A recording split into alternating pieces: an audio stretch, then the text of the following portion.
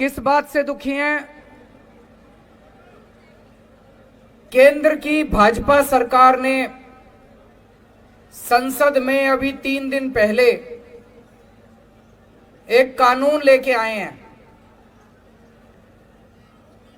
उस कानून में लिखा है, एक बात तो लिखी है कि अब से दिल्ली सरकार का मतलब होगा एलजी। उस कानून में लिखा है कि अब से दिल्ली सरकार का मतलब होगा एलजी। तो भाई साहब फिर हमारा क्या मतलब होगा? फिर जनता का क्या मतलब होगा? फिर आपका क्या मतलब होगा? फिर देश की जनता का क्या मतलब होगा? अगर दिल्ली सरकार का मतलब एलजी होगा तो दिल्ली की जनता कहां जाएगी? दिल्ली की जनता की चलेगी नहीं चलेगी? मुख्यमंत्री कहां जाएगा? फिर चुनाव क्यों कराए थे? फिर चुनाव क्यों कराए थे? जनता लाइन में क्यों लगी थी? जनता ने वोट क्यों दिया था? जनता के वोट का कोई मतलब नहीं बचा। जनता के चुनाव का कोई मतलब नहीं बचा। जनता की सरकार का कोई मतलब नहीं बचा। जनता ने 70 में से 62 सीट दी, उसका कोई मतलब नहीं बचा। अगर दिल्ली सरकार का मतलब एलजी होगा तो फिर तो जनता के साथ तो धोखा हो गया भाई साहब, ये तो गलत हो गया। दूसरा, इस कानून में लिखा है कि अब सारी फाइलें दिल्ली सरकार की सारी फाइलें एलजी के पास जाया करेंगे। भाई साहब, जब हमारी सरकार बनी थी सारी फाइलें एलजी के पास जाया करती थी। 2018 में सुप्रीम कोर्ट ने आदेश दिया कि भाई दिल्ली में चुनी हुई सरकार है, चुनी हुई सरकार के पास पावर होनी चाहिए, देश जनतंत्र है। सुप्रीम कोर्ट ने बोला कि भारत जनतंत्र है, जनतंत्र में जनता मालिक होती है, जनता का शासन होता है, जनता जिस सरकार को चुनती है सारी शक्तियां उसके पास होनी चाहिए, सुप्रीम कोर्ट ने बोला। सुप्रीम कोर्ट ने कहा कि कोई भी फाइल एलजी के पास अब नहीं जाया करेगी। ये मैं नहीं कह रहा भाई साहब, ऑर्डर में लिखा हुआ है, सुप्रीम कोर्ट में लिखा है, ऑर्डर में लिखा है कोई फाइल एलजी के पास नहीं जाया करेगी। अब इन्होंने कानून में लिख दिया सारी फाइलें एलजी के पास जाया करेगी। तो भाई साहब, ये जनता को नहीं मानते, ये सुप्रीम कोर्ट को नहीं मानते, ये जनतंत्र को नहीं मानते, ये संविधान को नहीं मानते। ये तो गलत बात है। गलत बात है नहीं है? ये तो धोखा हो गया अपने साथ। 2015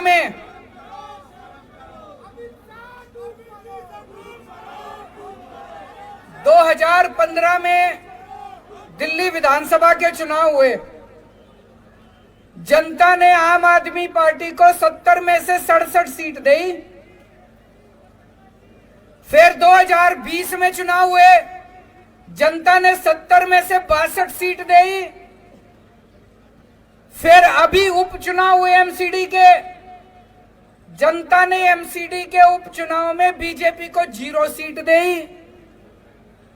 तो भाई साहब, दिल्ली की जनता साफ साफ यही तो कह रही है कि हमको बीजेपी नहीं चाहिए, हमको आम आदमी पार्टी चाहिए। कह रही है नहीं कह रही है कि हमको बीजेपी नहीं चाहिए, हमको आम आदमी पार्टी चाहिए। लेकिन भाई साहब, ये चोरी छिपे, ये बदमाशी करके दिल्ली के ऊपर राज करना चाहते हैं। वो कहते हैं ना, एक छोटा बच्चा मैच खेल रहा था, क्रिकेट मैच हार गया, तो उसके बाद क्रिकेट का बल्ला और बॉल लेके दोनों लेके भाग गया। ऐसे ही एक के बाद एक चुनाव हारते जा रहे हैं, लेकिन ये इस तरह से बदमाशी करके दिल्ली के ऊपर राज करना चाहते हैं, जनता का राज खत्म करना चाहते हैं। ये इनका एक तरह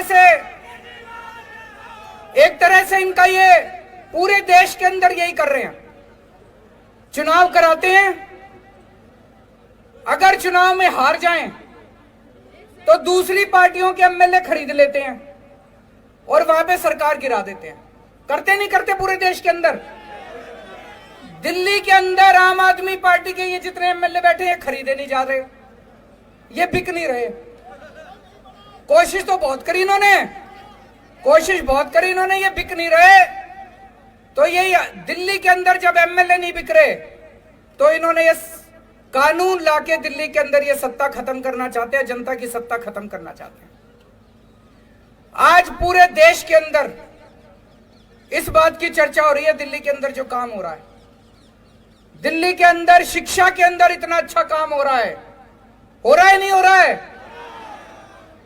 सरकारी स्कूलों की काया पलट हो गई, प्राइवेट स्कूलों की फीस नहीं बढ़ने दी। इतने शानदार काम दिल्ली के स्कूलों में हो रहे हैं। ये कानून शिक्षा के अच्छे कामों को बंद करने के लिए बनाया गया है। वो नहीं चाहते कि दिल्ली के अंदर अच्छा काम करती रहे आम आदमी पार्टी, क्योंकि दिल्ली के अंदर अच्छा काम हो रहा है तो इनको सूरत के अंदर इनको तकलीफ हो रही है, कर्नाटक के अंदर इनको तकलीफ हो रही है। देश के अंदर जहां जहां भी पंचायतों के और नगर निगम के चुनाव हो रहे हैं, आम आदमी पार्टी की धीरे धीरे सीटें आनी चालू हो गई हैं। अब उत्तर प्रदेश के अंदर लोग कह रहे हैं कि हमें भी फ्री बिजली चाहिए, गुजरात के अंदर लोग कह रहे हैं हमें भी फ्री बिजली चाहिए। अब हिमाचल प्रदेश के अंदर, पंजाब के अंदर, हरियाणा के अंदर हर जगह लोग कह रहे हैं हमें भी फ्री बिजली चाहिए। मैं इनसे कहना चाहता हूं कि दिल्ली के अंदर अच्छा काम हो रहा है, इस अच्छे काम को नहीं रोकना चाहिए, गलत बात है। तुम भी अच्छा काम करके दिखाओ, कंपटीशन तो अच्छे काम का होना चाहिए।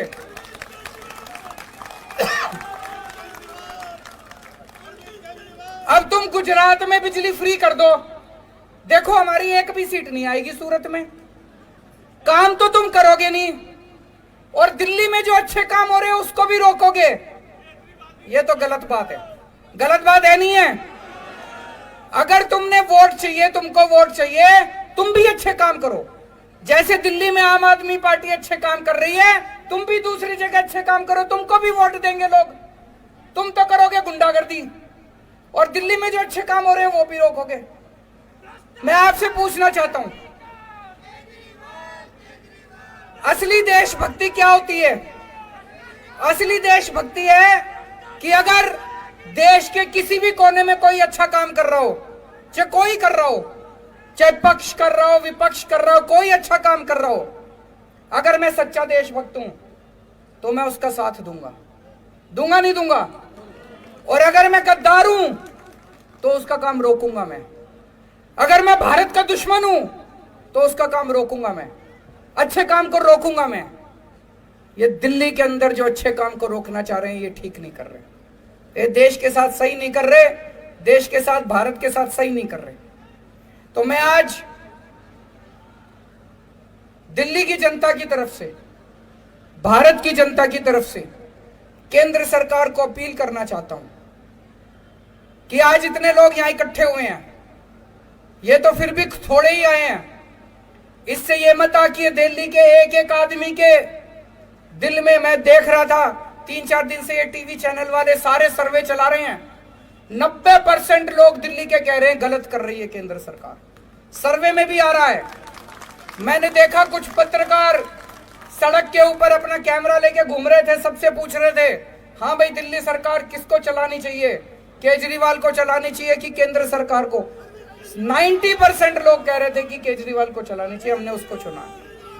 तो मैं केंद्र सरकार को अपील करना चाहता हूं कि अभी भी इस कानून को वापस ले लो। अभी ये कानून वापस नहीं हुआ, इस कानून को वापस ले लो। जनता की ताकत को मत छीनो, जनता के साथ धोखा मत करो। 1947 में आजाद हुआ था देश, 75 साल हो गए। आज देश अपनी आजादी के 75 साल मना रहा है। इस 75 साल में तुम यही करोगे? इस 75 साल में यही तोहफा दोगे देश को?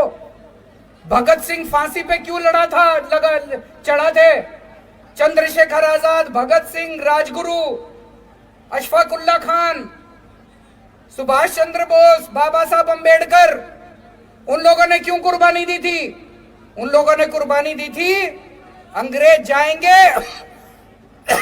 भारत में जनतंत्र होगा, जनता सरकार चुनेगी, वो सरकार जनता के लिए काम करेगी।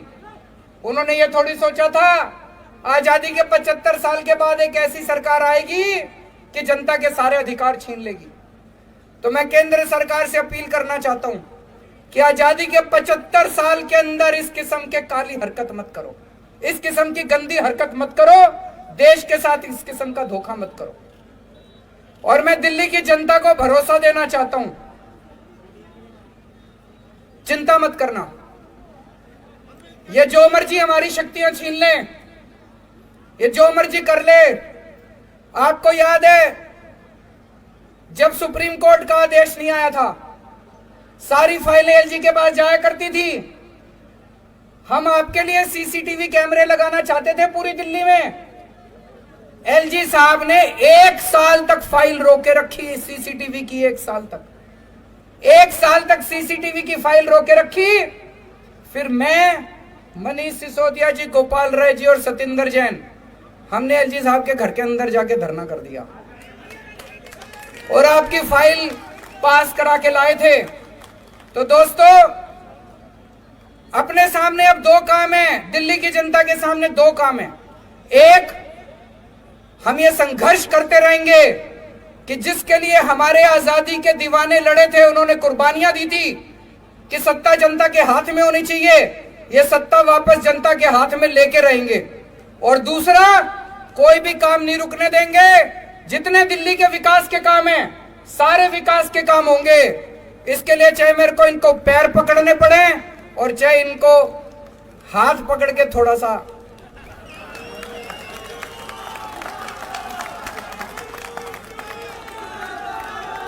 काम नहीं रुकने दूंगा। आपके सारे काम होंगे, दिल्ली की जनता के लिए कुछ भी करेंगे, चाहे पैर पकड़ने पड़े, गिड़गिड़ाना पड़े, चाहे कुछ भी करना पड़े, सब करेंगे। आपके काम नहीं रुकने देंगे। लेकिन जो इन्होंने जनता की ताकत छीनी है, वो वाली ताकत भी वापस लेके रहेंगे। भारत माता की।